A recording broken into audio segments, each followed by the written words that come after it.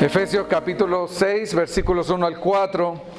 Y este es un tema que a mí me encanta hablar, porque fue un tema que fue grande en el corazón de mi papá en sus años de ministerio. Mi papá ya falleció, está con el Señor, pero fue un tema muy importante para él, precisamente por la historia de la que él venía. Y él se dedicó muchos años de su vida, de su ministerio, precisamente a ayudar a matrimonio y familia por el contexto en el que él creció y se desarrolló en una familia en donde él tuvo un padre abusador, golpeador, que abandonó a mi abuela con 9 hijos, que la dejó sola en un tiempo en donde en Chile la situación era muy compleja, porque hubo un tiempo en donde tomaron el poder los militares y el presidente se suicidó y el país entró en una crisis muy grande desde el año 73 al año 90, en donde Chile regresa a la democracia. Entonces la situación económica era muy difícil. Imagínense una mujer quedar sola con 9 hijos, ¿no? Esposa de un policía que tenía hijos por otro lado, que golpeaba, que abusaba, que era infiel, que no conocía al Señor. Entonces mi papá crece en ese hogar con mucha rebelión. Muchas veces él decía, mira, el trato de mi papá y mío eran las peores palabras que te imaginas, de ahí para arriba. Era la manera en que nos relacionábamos. Y el Señor, por su gracia, salvó a mi abuela en un día muy interesante, porque mi abuela fue a suicidarse a una línea del tren que estaba cerca de ahí, y ella intentó primero tomar un arma de las que tenía mi abuelo y no supo cómo usarla, y luego dijo, mejor me voy a la línea del tren porque yo sé que ahí pasa, y dice que no pasó nunca. Y el Señor la atrajo a sí mismo, y mi papá luego a los 23 años conoció el Evangelio. Y él precisamente me dice que cuando llegó el día de su boda, mi papá tenía poco tiempo de creyente y se casó con mi mamá. Él dice que estando en la boda, él dice, Señor, enséñame qué es una familia, porque yo no tengo idea de nada. O sea, si miran mi ejemplo, yo no sé nada. Yo lo único que sé es cómo se destruye una familia. Eso sí lo sé. Pero no sé cómo es una familia. Entonces, el impacto que tuvo en los años de ministerio de mi papá este tema, pues obviamente nos dejó a nosotros con un gran corazón y una gran carga también, porque yo sé que es una gran crisis que vivimos en el mundo actual. Y el Señor, por su gracia, de esa historia destruida, levantó a mi papá como pastor, a 2 tíos más que sirven como pastor, hijos de esa mujer, ¿verdad? De 9 hijos. 3 son pastores y una es esposa de pastor, y otros 2 son diáconos de otros diferentes ministerios. Y por la gracia del Señor, de mis 5 hermanos, pues todos estamos sirviendo en el ministerio del Señor también. Esa es la historia que cambia el Evangelio. Eso es lo que hace el Señor con personas como nosotros, que estamos rotos y caídos por el pecado, y que tal vez venimos de familias destruidas y de historias rotas, pero no deben ser más una excusa para continuar esa historia, porque Dios puede cambiar nuestra historia. Y Dios puede levantar de una mujer, mi abuelita, bueno, mi esposa la conoció, una mujer de 1,40 m, chiquita, una guerrera de fe, que el Señor usó para levantar otras generaciones para su gloria, a pesar de la ausencia de un mal hombre, como fue mi abuelo. Así que vamos a ir a Efesios capítulo 6, versículos 1 al 4. Y aquí quiero hablar a los hijos. ¿Cuántos son hijos aquí? Todos son hijos, ¿verdad? Muy bien. Así que en alguna medida a todos nos va a llegar esta parte, porque todos somos hijos, ¿verdad? Hijos, obedeced en el Señor a vuestros padres, porque esto es justo. Versículo 2, honra a tu padre y a tu madre, que es el primer mandamiento con promesa, para que te vaya bien y seas de larga vida sobre la tierra. Y ahora quiero que lean el versículo 4 conmigo, todos los hombres, padres, todos los que tienen hijos, ¿ok? ¿Listos? A la cuenta de 3. 1, 2, 3.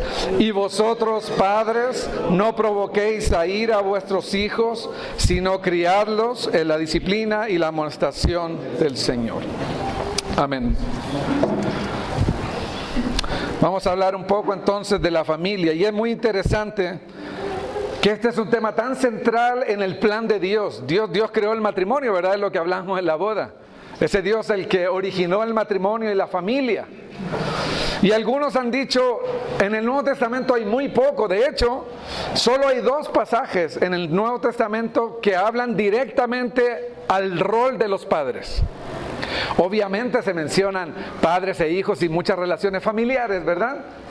Pero mandatos específicos de cómo criar hijos y desarrollar la familia y el matrimonio solo hay 2. Lo que acabamos de leer, Efesios 6, 1 al 4 y Colosenses 3 del 18 al 21. Y la mayoría dice eso es demasiado poco. Porque a lo mejor algunos de ustedes tienen 2 hijos, 3, 4 o más. Y eso es muy poco para tamaño desafío que es levantar una familia para la gloria del Señor. Y verdad, y yo voy a ejemplificar estos 2 mandatos como una cancha de fútbol. Efesios 6 y Colosenses son como las líneas que nos van a trazar todo el marco general de lo que significa una familia en el diseño de Dios, pero todo el consejo de la Escritura es realmente lo que nos enseña cómo movernos dentro de esa cancha. O sea que básicamente Efesios 6 y Colosenses nos dicen exactamente lo suficiente y definitivo para saber cómo desarrollar la paternidad bíblica, pero necesitamos recurrir a todo el consejo de Dios para luego saber muchos más detalles. ¿Sí? Y tenemos mucho de esto en los proverbios, en los salmos, pero además tenemos un montón de historias de familias y matrimonios y padres en la Escritura. Unos que lo hicieron muy mal. Seguro le pregunto por algunos y me van a decir rápido, ¿verdad? Ejemplos que lo hicieron muy mal en la Biblia. ¿Por qué están allí? Bueno, porque la Biblia no es la historia de superhombres. Realmente, la Biblia no gira en torno a la historia de hombres que fueron grandiosos. Realmente todo el centro de la Escritura es la historia de Dios salvando a un pueblo de pecadores y redimiéndolos para su gloria. Y esa es la razón por la cual usted en la Biblia va a encontrar historias como la del rey David, que fue un gran rey pero un fracaso como esposo y como padre. Porque la Biblia no trata acerca de la grandeza de David, sino del Dios de misericordias, que a pesar de toda la falencia de David, hace un pacto con él y se mantiene fiel a ese pacto. Porque es la historia de Dios. Es la historia de la redención. Así que aunque algunos piensan que es muy poco, realmente nos dicen lo suficiente para saber cuál es ese marco en donde nosotros tenemos que entender cómo trabajar como padres. Y aquí voy a las palabras del pastor Marcos Peña de la IBSJ, que dice: todo lo que nosotros necesitamos como padres cristianos para hacer una labor conforme a la voluntad de Dios está todo expresado en su palabra. Así que necesitamos todo el consejo de Dios ahora para saber cómo movernos dentro de esas líneas que nos trazan Efesios 6 y Colosenses. Ahora, quiero hacer un par de observaciones antes de entrar en el texto mismo. Lo primero es que Pablo asume que las familias están juntas. Noten que él no dice, manden a decirle a los hijos que... Él simplemente dice, hijos. O sea que se asume que cuando se leía la Escritura, públicamente los hijos estaban presentes. De hecho, él dice en el capítulo 5, un poco antes, maridos... También dice esposas, y luego dice hijos, y luego dice padres, y luego dice siervos, y luego dice jefes. Se asume que todas esas relaciones están completas al escuchar y leer la escritura pública en la congregación. Así que esta fue la manera en que la iglesia histórica ha funcionado. Exponer a la Escritura a los hijos junto con sus padres, a la instrucción bíblica y a la adoración corporativa. Esta idea de segregar las iglesias por edades y tener a las familias todas divorciadas y separadas, cada uno por su lado, un edificio para los jóvenes, un edificio para los niños, un edificio a los bebés, un edificio a los casados, un edificio a los solteros, es una idea extra bíblica y es una idea moderna, que no tiene ningún sustento ni bíblico ni histórico. Por 1800 años el pueblo cristiano siempre se reunió en familias. Los padres estaban con sus hijos, los maridos con sus esposas. Así que es una sana costumbre, yo lo sé porque lo he conversado con Josh, que aquí sí lo hacen y están las familias completas. Nosotros en nuestra iglesia también lo hacemos así, aunque tenemos un poquito más de espacio. Las familias se sientan en mesas redondas y cada padre está con sus hijos. Pablo asume esa realidad, él habla en primera persona. Y obviamente esto, mis hermanos, sobre todo padres, esto nos pone un peso mayor. Esto nos pone una responsabilidad mayor. ¿Por qué? Porque nuestros hijos están escuchando la misma instrucción bíblica que nosotros. Así que es mucho más fácil que nuestros hijos identifiquen la desobediencia a Dios en nuestras vidas. Porque ellos están escuchando también la exposición bíblica, y cuando el pastor, por ejemplo, predica acerca de las malas palabras o de las actitudes de ira, y el hijo escucha, luego llegas a la casa y él ve esas actitudes, y es mucho más fácil que nuestros hijos identifiquen cuando nosotros no estamos aplicando lo que escuchamos. Entonces eso nos pone en una responsabilidad mayor de vivir a la luz de la palabra de Dios en el contexto del hogar. Porque los hijos saben lo que están siendo instruidos también sus padres. Esto también trae un beneficio en la adoración en el hogar, porque cuando los hijos no entienden algo que el pastor predicó, ¿a quién deben preguntárselo? ¿A la maestra de escuela dominical? No, ¿qué dice la Escritura? Si incluso la esposa tiene preguntas bíblicas, ¿a quién debe dirigirse primero? ¿Al pastor? No, dice vaya y hable con su esposo primero. Entonces nos pone una carga mayor, porque tenemos una responsabilidad mayor de estar instruidos en la verdad para dirigir a nuestras esposas y a nuestros hijos en la palabra de Dios. También, hermanos, la realidad de que estemos juntos estimula la madurez de nuestros hijos. Estimula la madurez de nuestros hijos porque los expone a relaciones maduras y no solamente a relaciones inmaduras de su mismo nivel. Hay algunos de ustedes que mandan a sus hijos a la escuela pública, ¿verdad? En la escuela pública, vamos a decir, si su hijo tiene 7 años, la mayor parte del tiempo, ¿a qué tipo de relaciones está expuesto allí? A relaciones de niños inmaduros de 7 años. Cuando las familias están juntas en la congregación, los más pequeños, los medianos, los adolescentes, los jóvenes deberían estar también expuestos a relaciones de hombres y mujeres piadosos que son mayores en la fe y en el caminar con el Señor. Y eso les va a impulsar a la madurez también. Fortalece la relación familiar, porque ahora tienen un idioma en común en el cual hablar durante la semana. Hijo, ¿escuchaste la predicación? Usted llegando a la casa, pregúntele a su hijo qué aprendió. Si tiene dudas, si tiene preguntas, tome nota. Establezca comentarios con sus hijos. ¿Cómo podemos aplicar lo que escuchamos? Porque lo escucharon juntos, ¿verdad? Dijo, ¿cómo podemos crecer en lo que escuchamos el domingo? Fortalece la relación familiar. Y obviamente algunos dirían, entonces no es tan buena idea que estemos con la familia junta, ¿verdad? Mejor saquen a todos los hijos. Pues no, eso nos impulsa como padres a ser más responsables de poner en práctica la Escritura, porque nuestros hijos identificarán mucho más rápido las incongruencias en nuestra vida. Ahora, yéndonos al texto, vamos a pensar en Efesios 6 en el contexto del Imperio Romano del primer siglo. Vamos a tratar de viajar al primer siglo. Y aquí voy a citar al pastor MacArthur porque él hace un señalamiento acerca de cómo estaba la familia en el primer siglo en el Imperio Romano, en donde muchos cristianos, tanto judíos como gentiles, estaban llegando a la fe y escucharon esta instrucción de Pablo. Hijos, obedeced en el Señor a vuestros padres. Padres, no provoquen a ira a vuestros hijos. Uno ahora dice, bueno, pues no está bien, buena instrucción, pero ¿cómo era el contexto? Este era un concepto, y ahora cito, un concepto completamente nuevo en el tiempo de Pablo, especialmente en la fortaleza pagana del mundo de Éfeso. La mayoría de las familias estaban en bancarrota emocional. El amor mutuo entre los familiares era algo muy extraño. El amor de padre e hijo era muy difícil de imaginar en esa cultura. De hecho, la ley romana hablaba de lo que se llama la patria potestad. Le daba la patria potestad absoluta al hombre, al varón. Y cuando la esposa tenía un bebé, lo que hacían era ponerlo a los pies del papá. Y el papá lo miraba, lo analizaba, lo observaba, y si no le gustaba el bebé, lo dejaba tirado en la calle.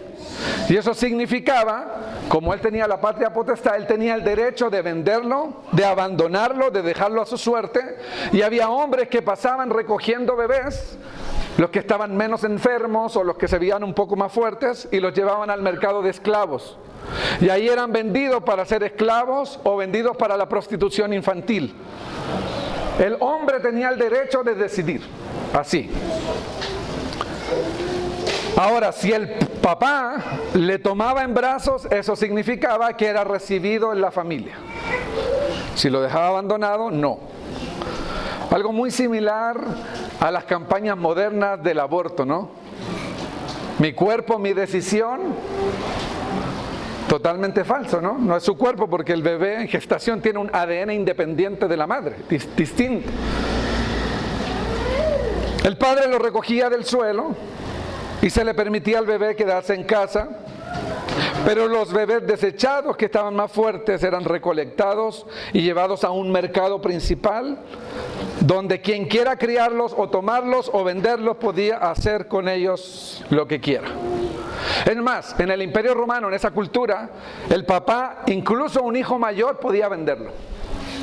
Si se hastiaba del hijo porque el hijo era desobediente, rebelde o lo que fuera, él decía, ¿sabes qué? Te vendo, adiós, vete de mi casa, tengo total potestad sobre ti. Podía hacer acuerdos con sus hijas, venderlas a la prostitución. De hecho, Séneca, que fue un estadista en el Imperio Romano, me imagino que algunos que han estudiado historia, filosofía, tal vez aquí, han escuchado este nombre. Séneca dijo esta frase: nosotros degollamos a los bueyes indomables, estrangulamos a los perros rabiosos, clavamos un cuchillo a las vacas enfermas, pero a los niños que nacen débiles o deformes los ahogamos. Ese era un estadista romano del primer siglo. Ahora, piensa en Efesios 6, para un papá que viene de esta cultura, y ahora Pablo le dice, no provoquen a ira a sus hijos, sino críenlos en la disciplina de Roma. No, ¿cómo le dice? En la disciplina del Señor. Los sumerge en un nuevo mundo, en un nuevo paradigma de normas, leyes y principios. Ya no es Roma quien debe dirigir la mente de esos padres cristianos. Ya no es el judaísmo, para los que fueron parte del judaísmo, quien debe dirigir la paternidad de esos cristianos. Ahora es Cristo, es la Escritura, son nuevos parámetros. Hermanos, en el contexto del primer siglo, estas instrucciones eran totalmente contraculturales. Eran contraculturales.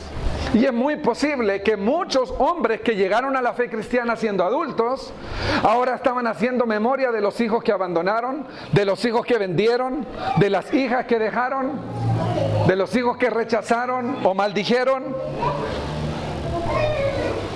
Esa es la obra de la gracia de Dios, ¿verdad? De dónde rescata hombres y mujeres para redimir nuestras historias rotas por el pecado.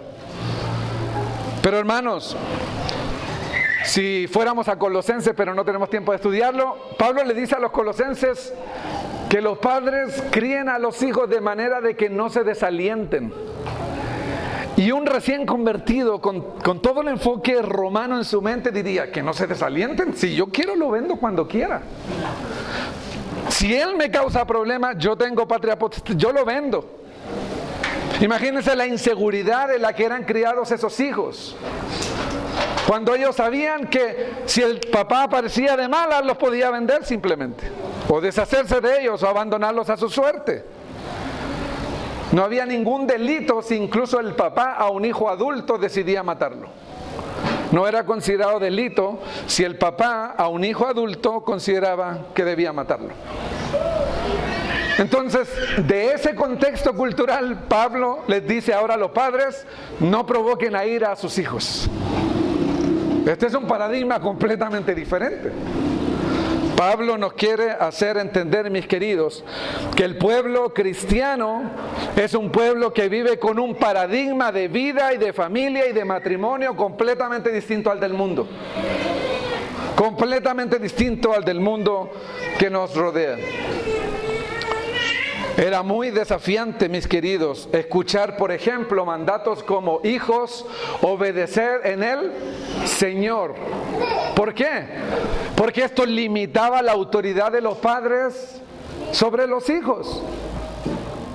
Pablo ahora le dice: padres, los hijos a ustedes les deben obediencia solamente en el contexto del Señor. Ustedes no son dueños de sus hijos. Ustedes no pueden hacer lo que quieran con sus hijos. Ellos les deben obediencia siempre y cuando sea en el Señor. Les pongo un ejemplo. Les voy a poner un ejemplo sencillo. Viene un familiar de ustedes a visitarle y ustedes dicen: la tía Juanita no la quiero ver. Dile, hijo, que no estoy. Usted le está ordenando a su hijo mentir. Su hijo bíblicamente puede negarse a la obediencia a la mentira porque ya no es un mandato en el Señor. El Señor nunca le mandaría a mentir. ¿Sí me explico? Entonces Pablo ahora limita la autoridad de los padres.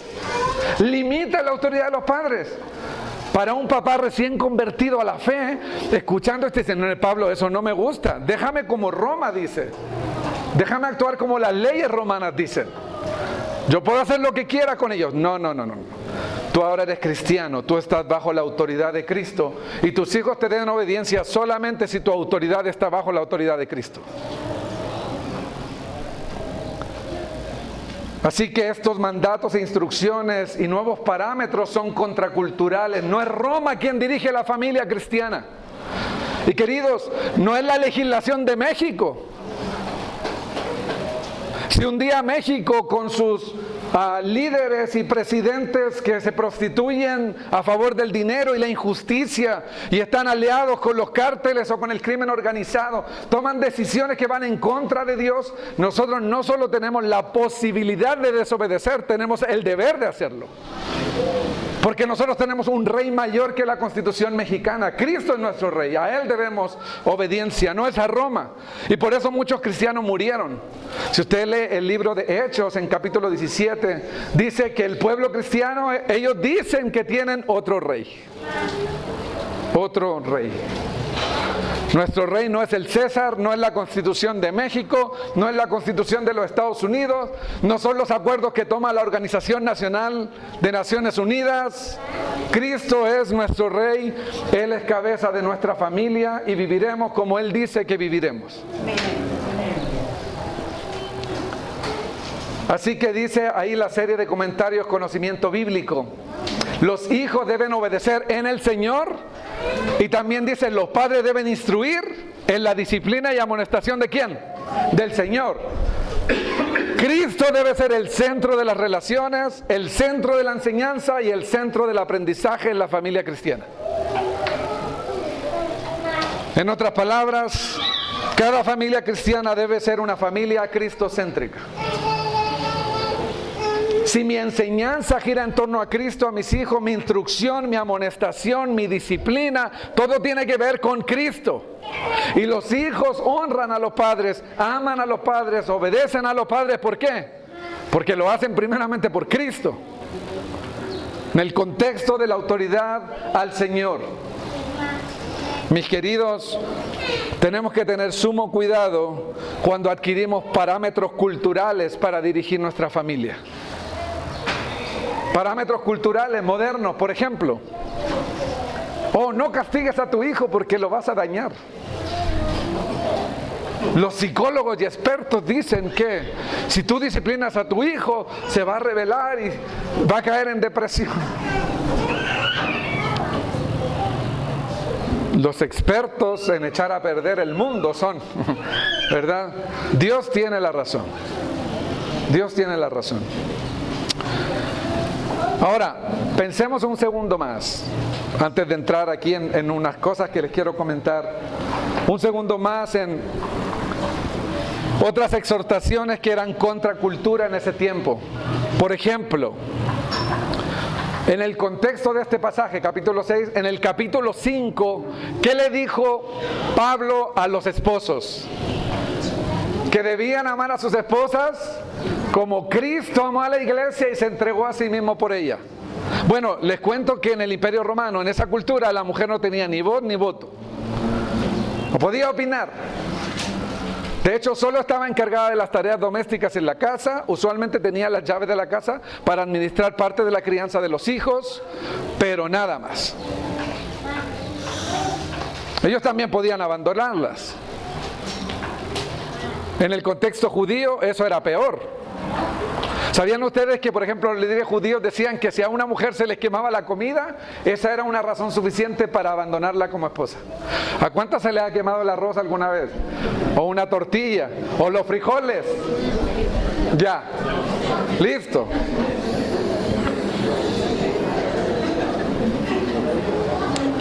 Así eran los parámetros culturales y los parámetros falsos que los líderes religiosos implementaron en el judaísmo.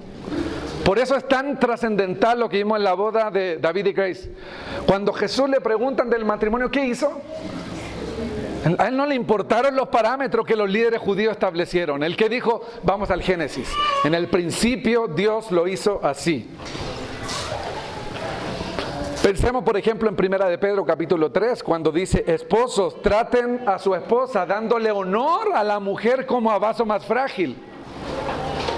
Los recién convertidos, ¿darle honor a mi esposa? No, es al revés. Ella me debe honor. Y luego dice Pedro, como coherederas de la gracia de la vida.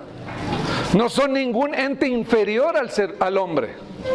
Son coherederas de la gracia de la vida para que sus oraciones no tengan estorbo. En otras palabras, Dios dice, mira, tú tratas mal a una de mis hijas, yo no te quiero ni escuchar orando.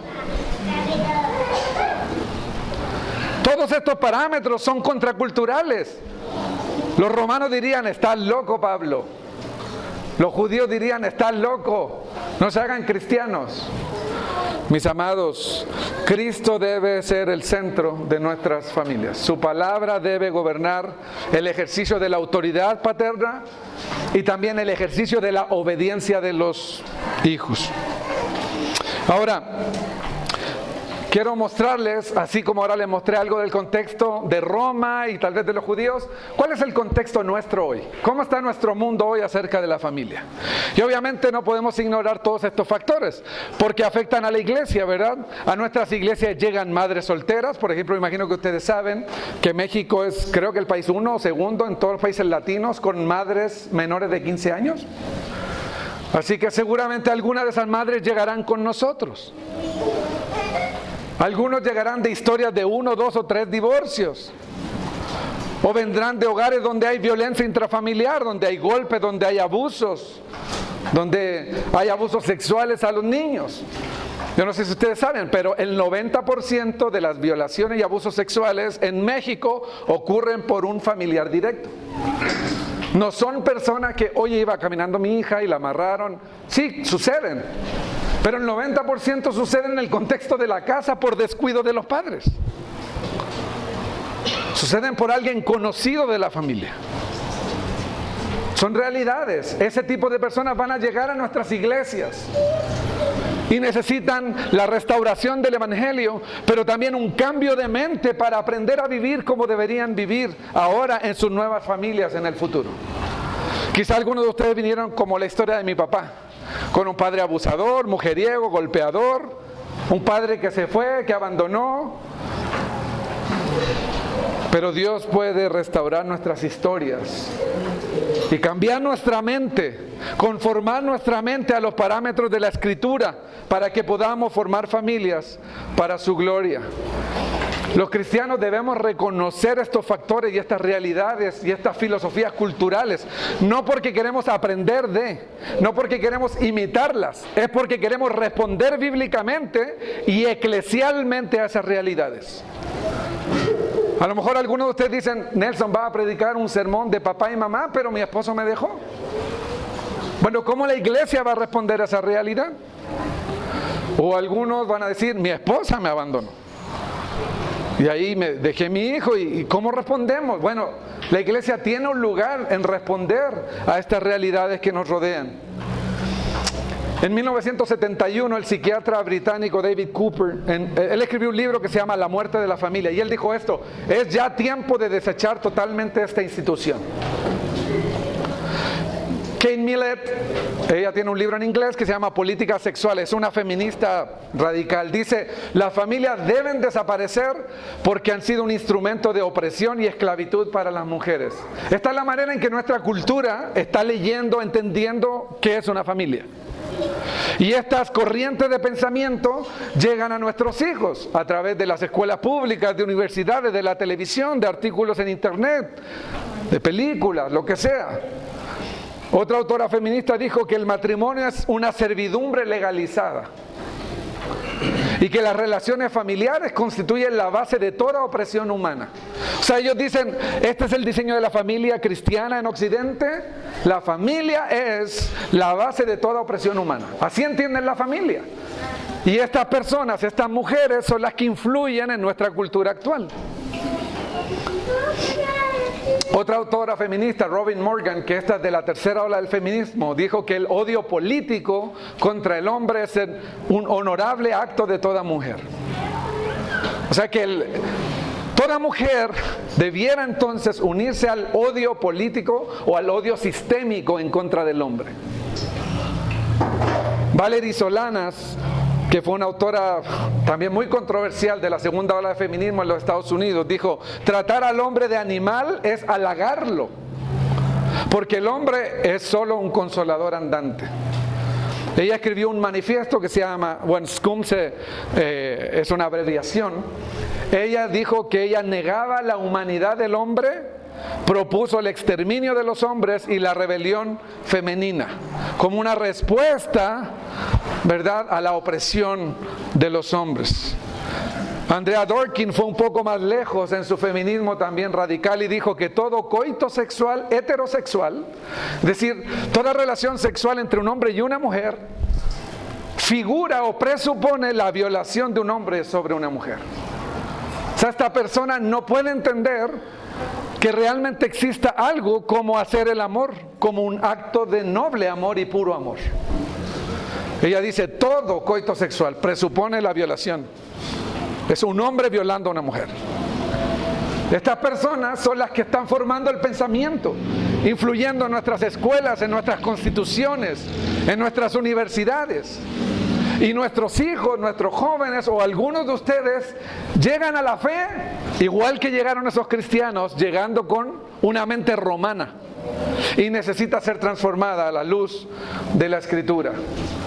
Monique Wittig, una francesa, ella era lesbo feminista radical, tiene unos escritos que hay que leerlos, son sus posturas sumamente radicales. Una de esas dice que hacerse lesbiana es contrarrestar el poder político, económico e ideológico de los hombres. Esa es la solución que ella propone. ¿Cuál es la solución para que la mujer llegue a ser verdaderamente libre y plena? Hacerse lesbiana. Es la forma en que la mujer puede contrarrestar este modelo heteropatriarcal, como dicen ellos, ¿verdad? Su lenguaje. Estas son las corrientes que inundan ahora nuestras redes sociales, a tus hijos, a nuestros jóvenes.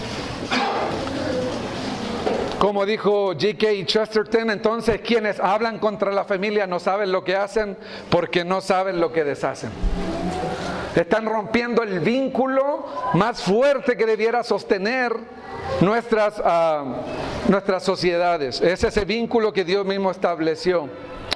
Miren, en los Estados Unidos ahora 1/3 de los niños viven en hogares monoparentales.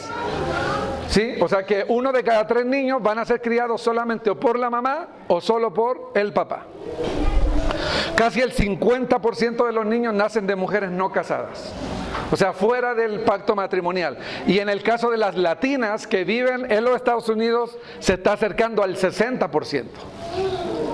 ¿Sí?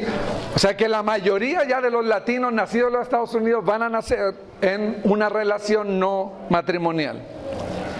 En México, y aquí me metí a la INEGI para traerles datos a ustedes, ¿verdad? O el INEGI, ¿verdad? El año 2000 se realizaban más de 700,000 matrimonios por año. En el 2018 bajó a poquito menos de 500,000.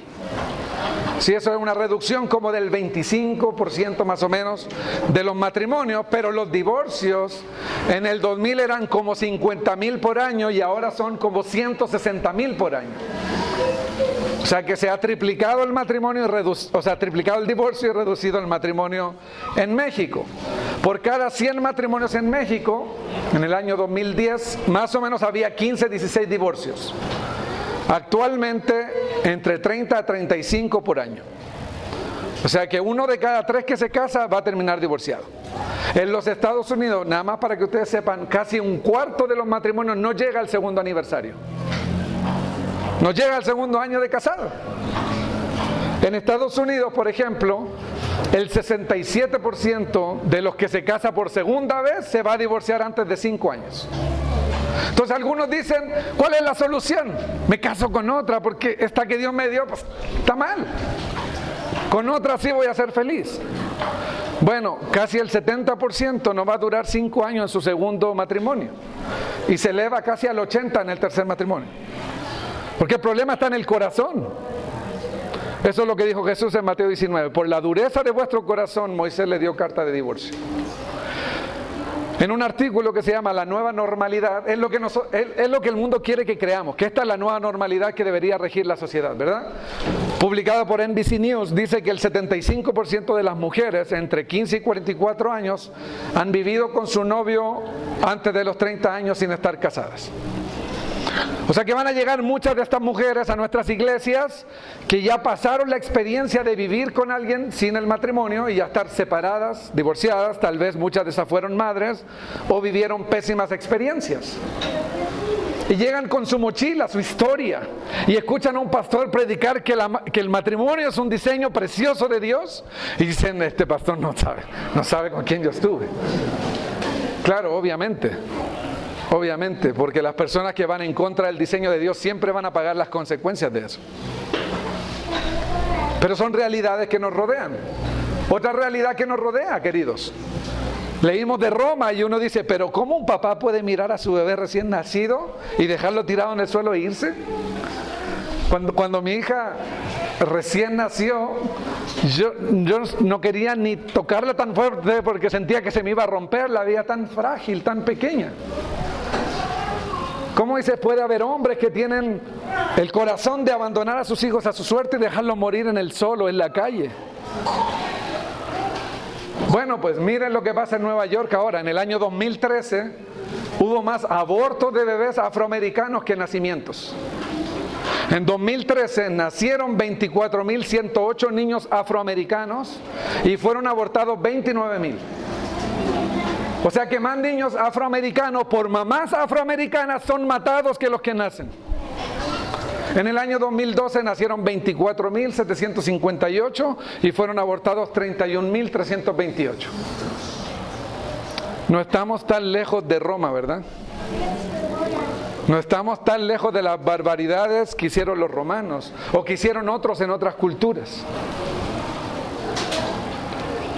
En un estudio que hizo en la Universidad Mackenzie en los Estados Unidos, dice que el 40% de las mujeres que reciben violencia intrafamiliar, golpes, el 40% son cristianas.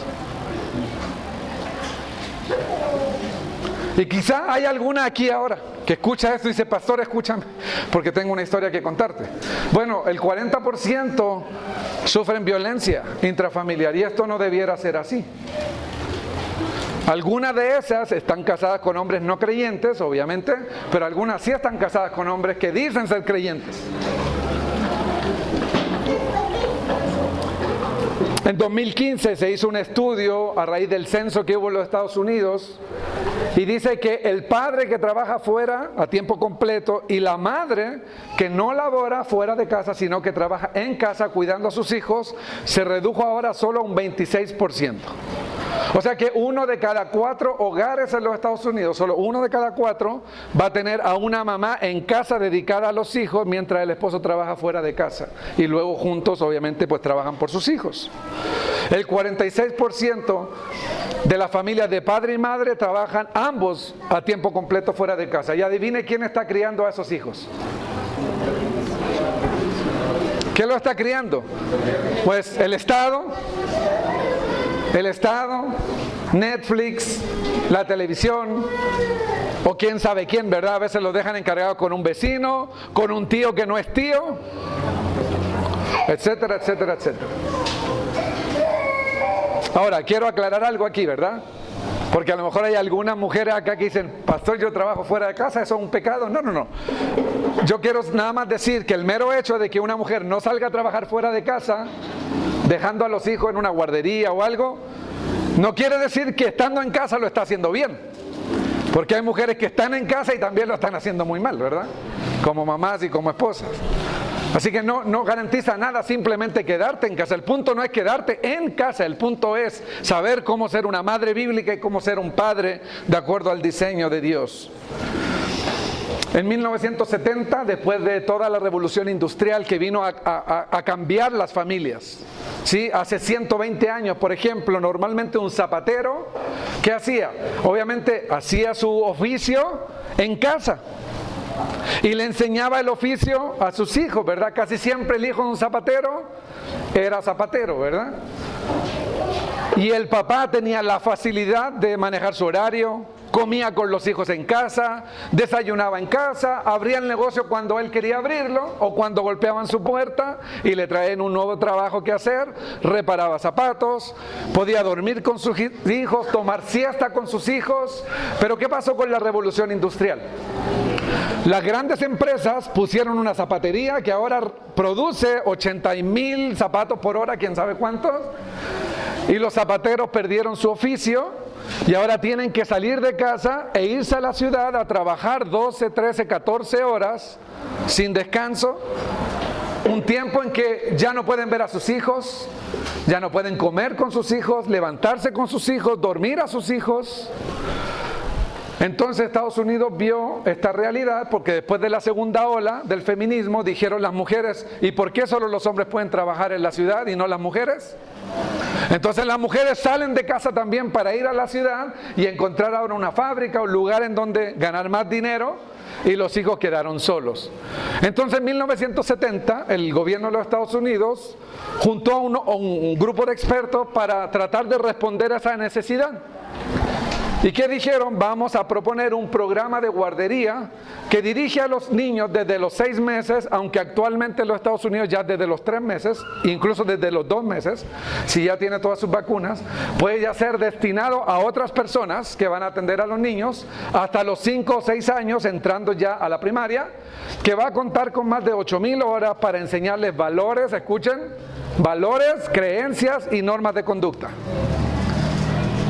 Ahora la pregunta que se nos viene a la mente, los valores, las creencias y las normas ¿de quién? ¿De quién? No, la guardería que tiene un programa regulada por el Estado, ¿usted cree que le está enseñando a esos niños de acuerdo a la Escritura? No. Los niños ahora han sido separados de la principal influencia de sus vidas, que es sus padres. Y aquí hay un documental, a lo mejor George lo conoce porque está en inglés, pero ya está en español, que se llama Adoctrinamiento. Y la pregunta que se resuelve aquí es, ¿son las escuelas públicas una zona de formación neutral para nuestros niños? ¿O son más bien un nido de formación adoctrinante que se basa en un currículum humanista que está planificado estratégicamente para formar el pensamiento de nuestros hijos? Y la respuesta es esa. Hermanos, el currículum del Estado no es neutral. Salgan de esa ilusión. Es más, aquí en México, yo sé que es prohibido por ley tener algún tipo de currículum educativo que no sea el currículum que el Estado te provee. No puedes tener otro currículum educativo. ¿Por qué creen que es? ¿Porque el Estado está interesado en la libertad de pensamiento? La respuesta es no. Ellos quieren generar un patrón o un tipo de cosmovisión social y moral.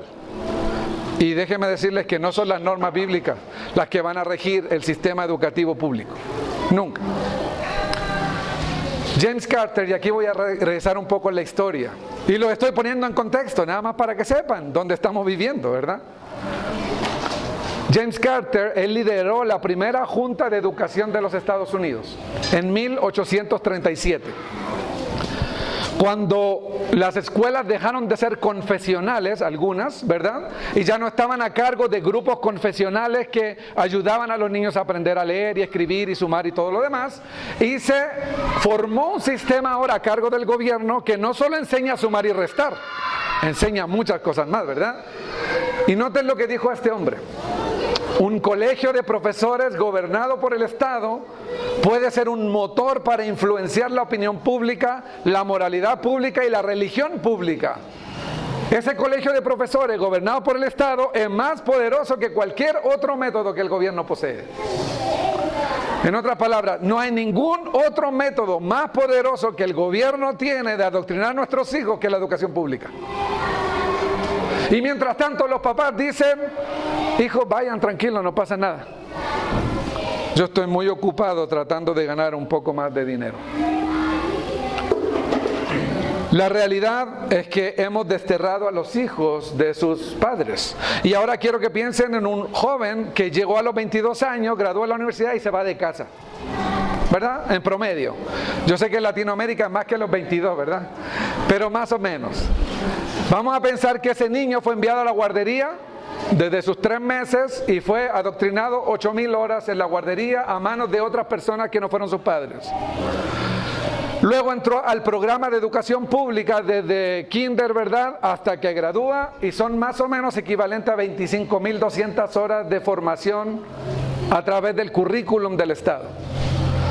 Y vamos a ser muy generosillos, pero vamos a pensar que ese niño desde los 5 a los 22 vio nada más 2 horas de televisión, películas o cualquier red social en internet, 2 horas diarias. Estoy siendo muy bueno, ¿verdad? Muy bondadoso. Desde los 5 años, porque yo sé que muchos de nuestros niños ya desde los 6 meses ven sus teléfonos, ¿verdad? Pero pensemos de los 5, va a tener unas 13,100 horas de influencia a través de la televisión o el internet. Ese muchacho a los 22 años más o menos pasó unas 46,000 horas adoctrinado en manos de otros, no de sus padres. Ahora vamos a pensar que este mismo joven fue traído a la iglesia todos los días todos los domingos desde su nacimiento hasta los 22 años, ¿sí? Sin faltar a ningún servicio, por 2 horas. Ese niño solo va a tener 1,768 horas de exposición a la Escritura y a la verdad de Dios hasta sus 22 años. ¿Cómo ves la balanza?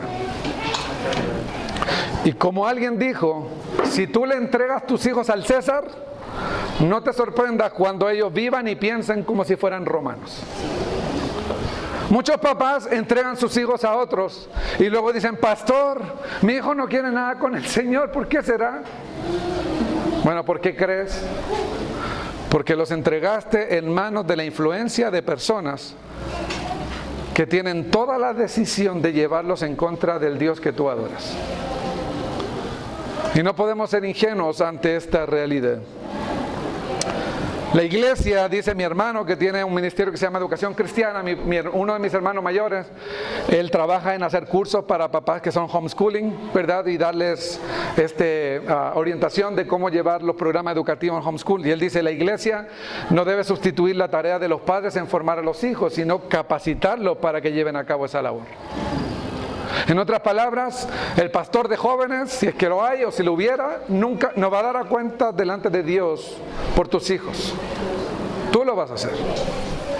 La función principal de la iglesia es capacitarte para llevar a cabo la paternidad, pero no es tomar tu lugar. Enseñarte cómo hacerlo. Y en el diseño del Señor, entonces, Él ha establecido esta idea de una autoridad. Es una línea de autoridad que Dios ha establecido y tenemos a los hijos bajo el sombrero, la guía de su mamá y de su padre, que ambos a la vez están bajo el gobierno de Cristo. Es lo que dice Pablo a los Corintios, ¿verdad? Que Cristo es la cabeza de todo hombre, de la misma forma que el Padre es cabeza del Hijo, de Cristo. O sea que el papá no tiene una autoridad ilimitada. Él tiene una autoridad delegada y que debe estar bajo el gobierno de Cristo. Y estas líneas que ustedes ven son los trazos de la Escritura. Esa es la forma en la que Dios gobierna nuestro ejercicio como padres, como esposos, como madres. Y cada vez que nos salimos de los parámetros bíblicos, alguien va a sufrir las consecuencias. Cuando un papá es golpeador, alguien va a sufrir las consecuencias. Cuando un papá es infiel, alguien va a sufrir las consecuencias. Cuando la mamá abandona a los hijos, alguien va a sufrir las consecuencias. Cuando el padre se revela a la autoridad de Cristo, alguien va a sufrir las consecuencias. Cuando la esposa se revela a la autoridad de un esposo piadoso, alguien va a sufrir las consecuencias. Cuando los hijos se revelan a los padres, alguien va a sufrir las consecuencias. Porque no se puede violar la ley de Dios sin tener consecuencias. Tú puedes engañar al pastor, tú puedes engañar a tus líderes, pero no se puede ir en contra de la ley de Dios sin tener consecuencias. Porque Dios lo ha establecido así. Así que vemos una doble exhortación a los hijos en este texto. ¿Y cuáles son las dos exhortaciones? Primero, obedecer en el Señor, y la segunda es honrar. Honra a tu padre y a tu madre. Y aquí quiero explicar algo técnico. No me gusta usar muchas cosas técnicas cuando predico, pero hay una palabra aquí, la de obedecer, que es una composición de dos palabras griegas. Aquí lo que dice Pablo, obedecer, es hupo akuo. Y la palabra akuo, de ahí viene la raíz de nuestra palabra en español, acústica. Acústica. Y hupo es debajo de. En otras palabras, la palabra obedecer significa estar debajo de escuchar o debajo de una voz. La idea de obedecer es que Dios ha establecido a todos los hijos debajo de una voz que les va a impartir sabiduría de Dios para desarrollarlos en su caminar de vida. Es esta idea de estar sujetos, de responder o de incluso pegarse, adherirse a una voz. Ahora, aunque parece obvio, lo primero que tiene que haber es una voz, ¿no? Por eso es tan dañino cuando el padre no está en casa. Porque el hijo no sabe a quién escuchar. Y también es muy confuso cuando el papá y la mamá no están de acuerdo. ¿Verdad? Cuando el papá dice, no vas a ir, y la mamá le dice, sí van a ir porque son mis hijos. Y entonces ahora el hijo dice, ya ahora sé con quién ir cuando quiero una cosa, sé con quién ir cuando quiero otra cosa, y sé cómo maniobrar esa voz porque estoy escuchando dos voces. Y peor aún, cuando los padres viven con los abuelos, y entonces los abuelos se meten en la crianza también, ¿verdad? Y la mamá dice, no vas a ir, el papá le dice, déjalo ir, y están peleando enfrente del hijo, y se mete el abuelo, no sean malos con mi nieto. Y ahora el niño está confundido porque dice, ¿a cuál de todas las voces tengo que escuchar? ¿Quién es mi autoridad? Y entonces los papás vienen y le quitan la autoridad a sus hijos, que son los padres de sus nietos, y le dicen, es mi nieto, yo tengo derecho. No, querido. Bíblicamente los abuelos tienen un rol de ser hombres sabios que imparten sabiduría, pero no tienen permiso de Dios de pasar la autoridad de los padres. El pastor Warren Wiersbe dice que la versión contemporánea de Efesios 6:1 sería: padres, obedezcan a sus hijos para que esto los mantenga felices y les traiga paz al hogar. ¿Verdad? Eso es lo que nos dicen los expertos, ¿no? Escucha a tus hijos, deja que expresen su corazón, que sean como ellos quieren ser. ¿Qué dice la Biblia? No. Hijos, ustedes están debajo de una voz. Hermanos, matrimonios, es muy importante, mis queridos, que ustedes se comuniquen como padres las instrucciones que tienen para sus hijos. Una vez pasó algo en casa, y me están grabando, ojalá no lo escuche mi mamá, ¿verdad? Pero una vez pasó algo en casa, que éramos 5 hermanos y nosotros crecimos los 5 en un mismo cuarto. Sí, yo hasta mis más o menos 13, 14 años dormí con un hermano en la misma cama. Así que imagínense cómo era una casa de 5 hermanos, con 6 años de diferencia, los 5, todos en un mismo cuarto, 3 hombres y 2 mujeres, ¿verdad? Habían batallas, ¿verdad? De todo sentido. Pero teníamos una relación muy cariñosa también. Pero habían peleas y pleitos de niños y cosas, y un día mi papá venía llegando a casa y vio que una de mis hermanas estaba llorando, y él asumió que uno de mis hermanos la había golpeado. Entonces vino mi papá y tomó y le dijo, ¿otra vez le pegaste a tu hermana? Y lo toma y se lo lleva. Yo lo recuerdo muy bien porque es el único recuerdo de todos los años de mi papá que yo me recuerdo que tomó una decisión impulsiva en la disciplina. Y todos nos acordamos de ese día. Interesante, ¿verdad? Porque cometió un error en tomar esa disciplina y toma a mi hermano, lo lleva al baño y pum, ya, ¿verdad? Se lo surtió, dirían mis amigos hondureños. Entonces mi mamá sabía que mi papá estaba cometiendo un error y adivinen qué hizo.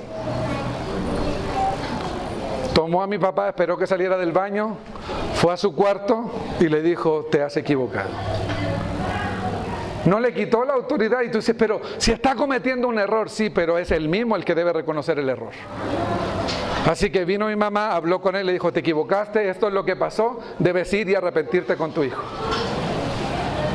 Y gloria a Dios por esas mujeres que Dios nos da, que nos saben confrontar también, ¿verdad? Porque la autoridad del hombre no es ilimitada, está bajo el gobierno de Cristo, y las esposas también deben saber cuando el esposo está haciendo algo fuera de la autoridad que Cristo le ha dado. Entonces mi papá salió del cuarto y fue allá, nos tomó a todos. Me he equivocado, perdónenme. Y como hombres, mis hermanos, tenemos que aprender a pedirle perdón a nuestros hijos cuando ejercemos una autoridad ilegítima. Pero mi mamá, en vez de gritarle en ese momento y dejarlo en vergüenza delante de los 5, muy sabiamente lo tomó aparte para que él mismo repare el error. Hermanas, hermanos, hombres, esposos, necesitamos mucha comunicación en el matrimonio para estar de acuerdo en la forma en que estamos siendo la voz que guía a nuestros hijos. Esto demanda mucha comunicación en el matrimonio. Los hijos necesitan esa voz que es clara y firme y bíblica, ¿verdad? Pero al mismo tiempo necesitan una voz cercana, que sea amorosa, como nuestro Dios es.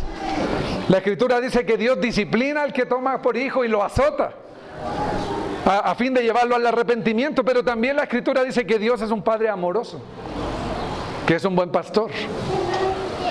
Los hijos necesitan una voz clara, pero mis amigos allá en el norte de México dicen, los papás norteños no decimos cosas lindas a los hijos, ¿verdad? Y se agarran el cinto. Porque tengo mis botas bien puestas y un papá norteño es así, me enseñaron a mí. Queridos, otra vez, no es la cultura quien te gobierna, es Cristo quien te gobierna. Arrepiéntete, porque le debes amor a tus hijos de la misma forma que Dios nos ha amado a nosotros. Entrena a tus hijos entonces para obedecer a la primera. Si nuestros hijos están debajo de una voz, la pregunta es, ¿cuál voz deben obedecer y a las cuántas veces?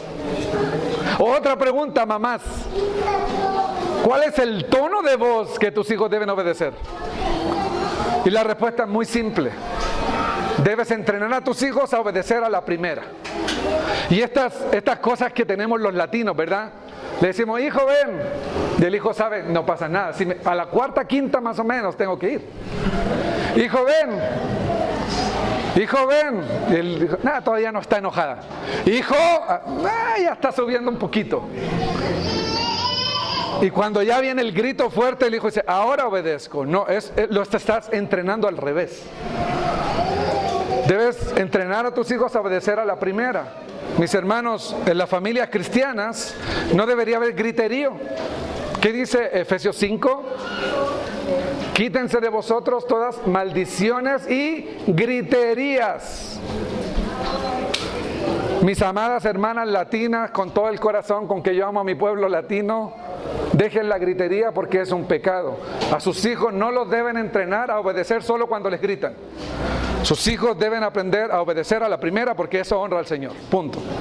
No es necesario subir la voz, no es necesario el griterío, aventarles vasijas, aventarles la chancla. Todas esas maneras son maneras pecaminosas de entrenar el corazón de nuestros hijos a obedecer. Ahora, hay dos tipos de desobediencia. Y aquí, jóvenes, escúchenme bien, por favor. Hay hijos que obedecen por fuera pero maldicen por dentro. Entonces tú le dices, hijo, agarra el bote de la basura y llévalo afuera. Y tú lo estás observando, ¿verdad? Como padre. Y el hijo te obedeció. Efectivamente llevó el bote, pero ¿cómo lo llevó? Pateando el bote. ¿Te obedeció? ¿Sí o no? Pero Dios no quiere ese tipo de obediencia. Por eso el mandato siguiente, que es honra.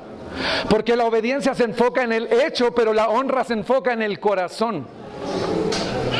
En otras palabras, a Dios no solo le importa qué hacemos, sino también cómo lo hacemos.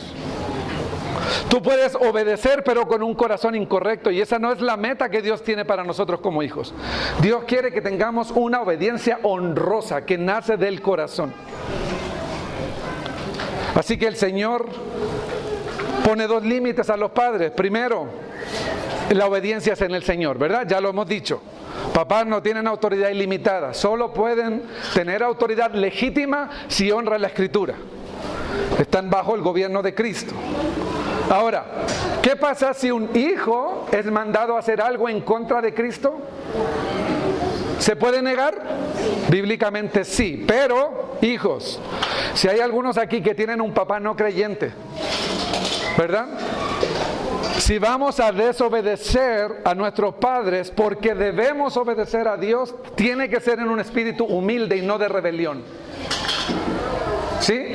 No en un espíritu de rebelión. Ponemos el mismo ejemplo. Tu papá te dice, ve y miéntele a tu tía Juanita, dile que yo no estoy. El hijo podría decir, papá, humildemente te digo, yo no voy a mentir porque eso deshonra al Señor. Esa sería una manera honrosa de negarte a obedecer un mandato no bíblico, ¿verdad? Pero si el hijo te dice, yo no te voy a obedecer porque tú eres un mentiroso sinvergüenza, ese es un espíritu, ¿verdad?, que deshonra, porque hay rebelión. Y el otro límite es el límite cuando el hijo deja a su padre y a su madre. Por ejemplo, mi mamá, la amo, la honro, es una mujer del Señor, pero ella no me puede venir a decir a mí cuánto gasto en el supermercado con mi esposa. Porque el día que yo dejé a mi padre y a mi madre, yo decidí formar un hogar con mi esposa y ella es la mujer más importante en mi vida ahora. Ya no es mi madre. Es una mujer que amo y que honro, pero yo decidí establecer un hogar para la gloria de Dios con mi esposa. Entonces ahora a mi mamá la puedo escuchar como una consejera que ha caminado años con el Señor, pero ella no puede agarrar las llaves de mi casa y decidir qué hago o qué no hago. Ahora, Dios me pedirá cuentas a mí si es que lo estoy haciendo bien o mal como esposo, ¿verdad? Pero son dos límites. Y el Señor nos da la razón. Dice, ¿por qué deberíamos honrar a nuestros padres y obedecerlos? Porque esto es justo. En dos sentidos. Primero, es justo porque nuestros padres dieron mucho por nosotros. De hecho, ahora al ser papá me doy cuenta de cuántas cosas mis papás deben haber pasado por nosotros. Cuando, por ejemplo, mamá no tenía pañales desechables y tenía 5 hijos en 6 años, lavando pañales a mano y lavando sin lavadora. Y sin YouTube para que le diga cómo cocinar, ¿verdad? Tenía que aprender solas. Bueno, en razón de todo el esfuerzo que han hecho, las desveladas, el trabajo duro, el negarse a muchas cosas, porque los papás se niegan a muchas cosas por amor a los hijos. Por eso es justo que les obedezca, pero también, como dice William Hendrickson, yo debo obedecer a mis padres porque el Señor lo pide y lo que Él dice que es justo, es justo. Es decir, Él determina lo que es justo y lo que no es justo y por eso obedezco. Y cuando no obedezco a mis padres, en definitiva estoy desobedeciendo a Cristo. Entonces Él establece como justo que los hijos vivan bajo la voz de sus padres. Y como les decía, la honra tiene que ver ya con el corazón. Y esta palabra honra viene de la raíz hebrea que significa sentir el peso. Cuando nosotros decimos vamos a honrar a Dios, ¿qué estamos diciendo? Estamos sintiendo el peso del valor de Dios. Por eso Él es digno de toda honra. Porque ¿cuánto pesa Dios? Dios es infinito en valor y en gloria, por eso Él merece toda la gloria y la honra. Pero, hijos, la idea de honrar a los padres es sentir el peso y el valor que ellos tienen en nuestra vida. Es estimarlos por el valor que ellos merecen. Es la idea de tomarlos en serio, de sentir el peso y el valor en nuestros corazones. Y por eso cuando un hijo menosprecia al padre en el corazón, normalmente se revela externamente. Normalmente con sus hechos no va a obedecer porque ya lo ha menospreciado en el corazón. El problema está en el corazón. Por eso, papá, tu tarea más grande es pastorear el corazón de tu hijo, para saber cómo está su corazón, porque del corazón salen los malos pensamientos, los malos deseos, la rebelión y todo lo demás, como decía el Señor Jesús. No es tomarlos con ligereza, es honrarles, es la idea de respeto, de aprecio, de valor. Porque es del corazón que solamente viene la obediencia que Dios acepta como obediencia piadosa. Hijos, podemos obedecer a nuestros padres, pero con un corazón incorrecto, ¿verdad? Porque obedecer se enfoca en las acciones, pero honrar en las actitudes. Tú puedes decir, sí papá, sí limpié mi cuarto, y por dentro estar diciendo, maldito papá o maldita mamá, que te mueras. Y yo sé que hay muchos hijos que han pensado eso de sus padres. Y obedeciste externamente, pero no los honraste. Y Dios menosprecia tanto el pecado por hecho como también nuestras actitudes del corazón. A Él le importa qué hacemos, pero también cómo lo hacemos. Ahora, los hijos, entonces, hay una promesa. Dios dice, te va a ir bien, vas a ser de larga vida. Y esto no se refiere a que todos los hijos obedientes van a vivir 100 años, ¿verdad? Sino más bien la plenitud de vida que hay en obedecer a los padres. Y yo les puedo decir algo, que cada vez que desobedecía a mis padres me fue mal. De hecho, las peores historias que yo les puedo contar de mi vida son porque me rebelé a algo que mi papá sí me instruyó que hiciera. Y dije, el viejo está exagerando, yo lo voy a hacer distinto. Esto que me dijo no es tan así, yo lo puedo controlar. Ya tengo 14 años, ¿no? Sé mucho de la vida. Y me fue mal. Y me fue mal. Dios te dice, ¿sabes qué, hijo? Si tú tienes la bendición de tener padres que aman al Señor y tienen una autoridad bíblica, te conviene escucharles, porque va a haber una plenitud de bendición de Dios en el corazón del hijo que honra a su padre y a su madre. Ahora, ya se nos acabó el tiempo, ¿verdad? Voy a tener que volver a Zacatecas para la segunda mitad.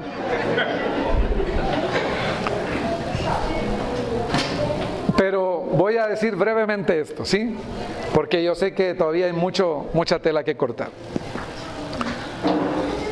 Pero hay algunas maneras incorrectas de entender la autoridad bíblica. La primera es la ausencia, ¿verdad? Hay papás que son inactivos. Y tú lo notas desde muy chiquito, ¿verdad? El hijo se está cayendo por la escalera y el papá está ahí y se va a caer. Y mi esposa no hace nada, ¿no? Y mi esposa no lo va a agarrar, ¿no? A veces hay papás que están presentes en casa, pero están completamente ausentes del desarrollo de sus hijos. Esa es una manera incorrecta de entender el desarrollo de la autoridad bíblica, ¿verdad? Hay papás que consideran la casa como un hotel nada más. Llegan a comer y dormir y ya.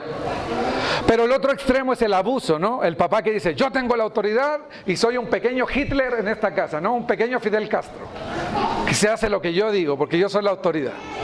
Ya hemos visto que eso es falso, porque la verdadera autoridad bíblica siempre está bajo el gobierno de Cristo. Otra manera incorrecta de entenderlo es consentir todo lo que los hijos hacen.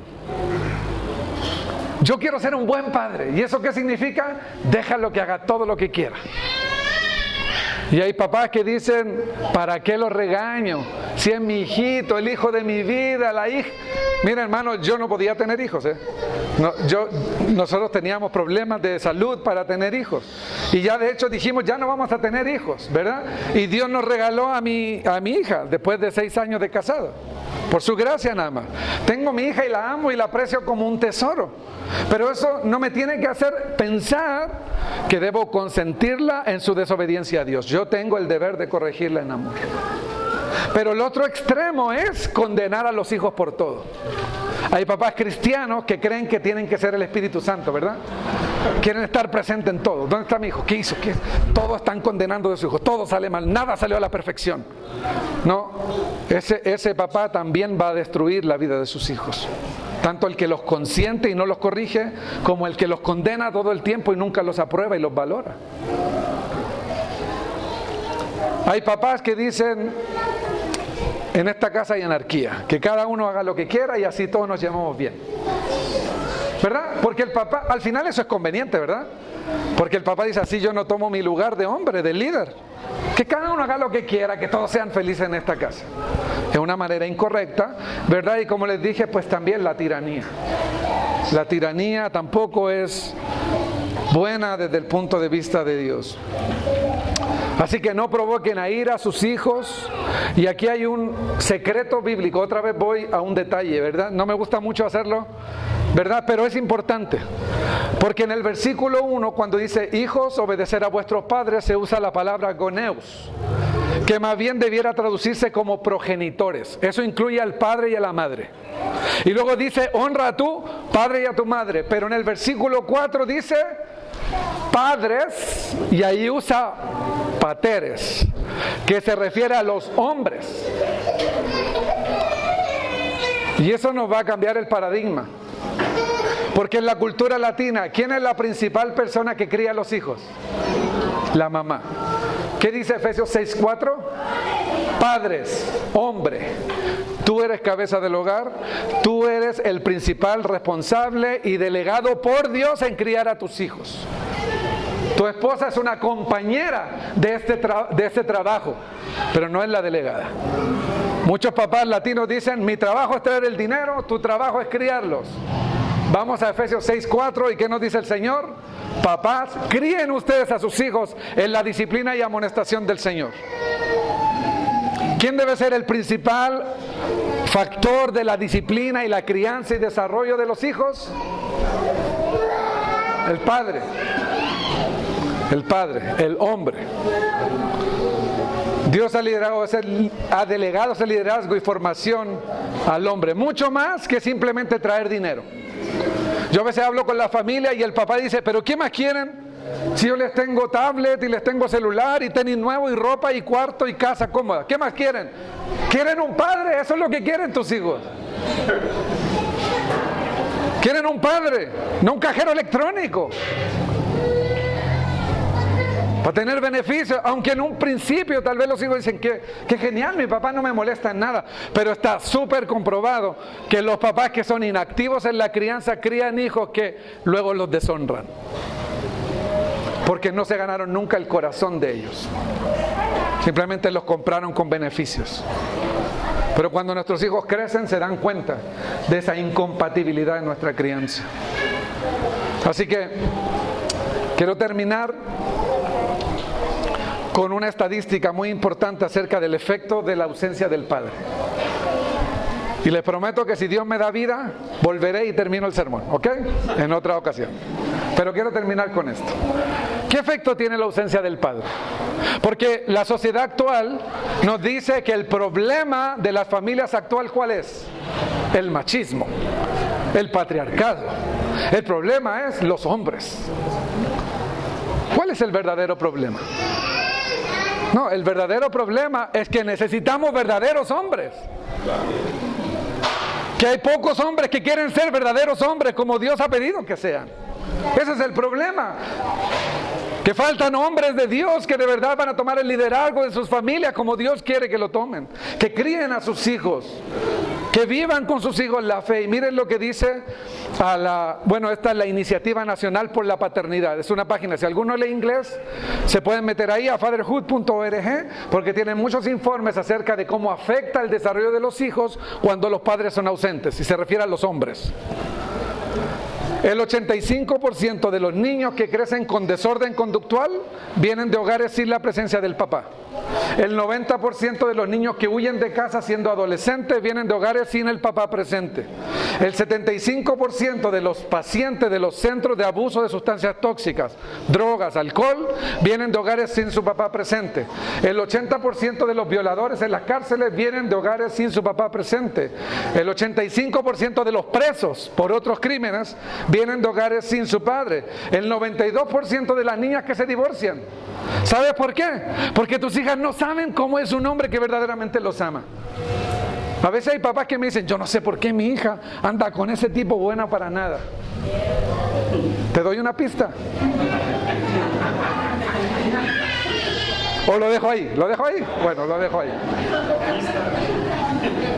El 71% de los que desertan de los estudios vienen de hogares sin su papá presente, el 63% de los que se suicidan y el 64% de las chicas que se embarazan sin estar casadas.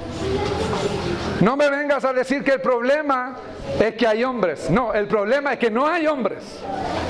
Y Dios quiera levantar aquí verdaderos hombres que van a ser hombres conforme a la palabra del Señor. Hermanos,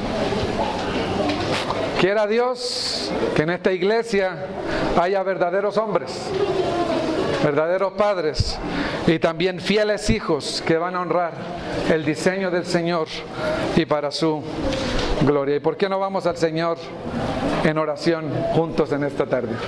Es de verdad que deje pendiente para otra vez, si Dios quiere, ¿verdad? Vamos a orar. Amado Dios, oramos porque sabemos, Señor, que necesitamos más instrucción fiel de tu palabra. Gracias por estos niños que están aquí. Como dijo el Señor Jesús, dejen que los niños vengan a mí. De verdad no son un estorbo, al contrario. Queremos más familias completas, hijos, padres, madres, viviendo juntos la fe del Evangelio, honrando a Cristo, amando a Cristo, deseando a Cristo. Queremos más familias para tu gloria. Necesitamos hombres verdaderos que van a amar a sus esposas como Cristo amó a la iglesia y van a tomar en serio la labor de criar hijos, de llevarlos a la madurez en la disciplina y amonestación del Señor. Hombres que van a ser cabeza de su hogar viviendo sometidos a Cristo, amando la palabra, amando a sus familias, entregándose por entero con tal de levantar hijos para la gloria del Señor. Amado Dios, oro por esta iglesia y por cada padre aquí, para que nos enseñen mucho más de cómo hacer esta tarea tan difícil y al mismo tiempo tan preciosa para tu gloria. Lo pedimos en el nombre de Jesús. Amén.